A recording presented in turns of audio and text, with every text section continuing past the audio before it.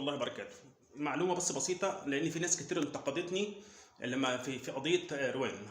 يا جماعه قضيه روان ربنا يرحمها، هل يا ترى هي فعلا مقتوله زي ما صاحبتها نزلت بوست مجهول وبتقول انا عندي شرايط وعندي فيديوهات وعندي مستندات، وكل ما تنزل بوست يتمسح وتنزل بوست تاني وتشير حاجات تانيه؟ ولا هي فعلا قضاء وقدر؟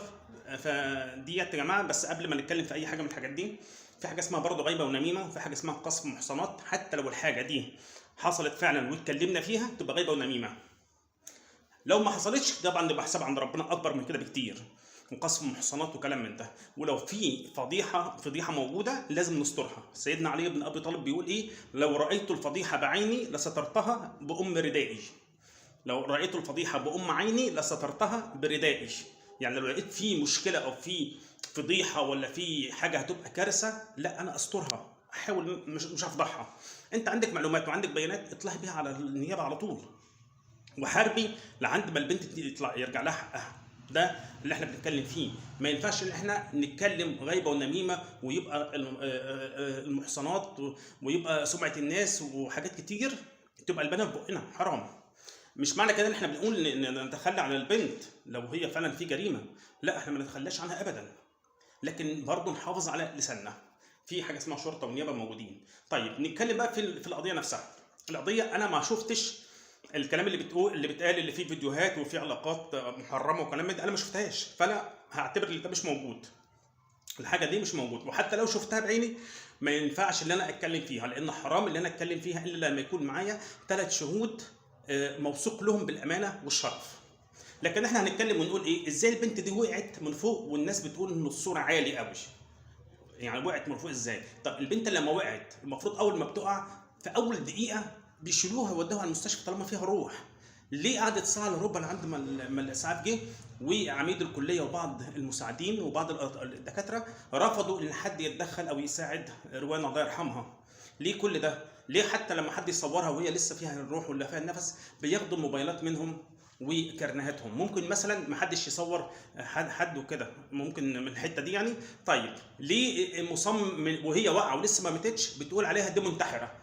حكمت عليها ازاي اللي هي منتحره؟ ما يمكن واحده صاحبتها زقتها من فوق. ايه اللي خلاك تقول كده؟ ليه باين كرهك قوي ليها؟ انت كعميد جامعه المفروض حاجه زي دي هتضرك انت وهتمسك انت حتى لو هي وقعت. انت ازاي واحده انتحرت من عندك؟ انت مش عامل امان ليه؟ وامنك فين وسلامك فين؟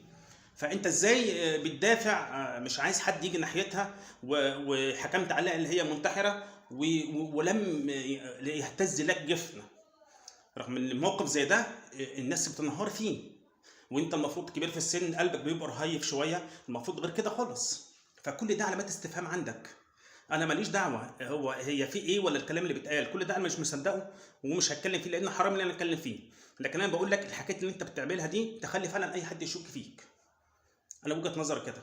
فيا جماعه اللي معاه حاجه للنيابه ويتمسك بحقه، لان الساكت عن الحق شيطان الاخرس، وما يفضحش حد برضه في نفس الوقت. تمام؟ لان ده برضه غيبه ونميمه وعدم ستر وذنبها عند ربنا كبير. وكل ده علشان خاطر حق روان يرجع لها ان شاء الله لو هي فعلا قضيه جنائيه زي ما اصحاب كتير ليها بيقولوا، واهلها كمان يرتاحوا، ولو حد غلط فعلا ياخد جزاؤه واشد الجزاء، لان ده يعتبر لو قضيه جنائيه تبقى فيها قصاص. فربنا رب يرحم روان ويسكنها فسيح جناته ويتغمدها بوسع رحمته يا رب العالمين، ويفتح لها من ابواب الرحمه مد بصرها يا ارحم الراحمين. واخر دعوانا ان الحمد لله رب العالمين، وربنا يا رب يصبر اهلها ابوها وامها، وينتقم من كل ظالم، وينتقم من كل اللي خذلها، او ينتقم من اي حد ما قدرش في عنده استطاعه اللي هو يساعدها او يساعدها وما ساعدهاش.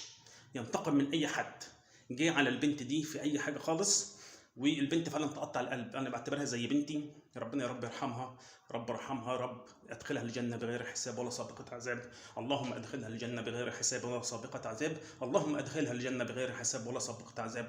اللهم ارحم امواتنا واموات المسلمين يا رب العالمين، واحفظ بناتنا وبنات المسلمين. اللهم احفظهم من كل شر ومن كل سوء، واحفظهم من شياطين الانس والجن. ومعذره، والسلام عليكم ورحمه الله وبركاته.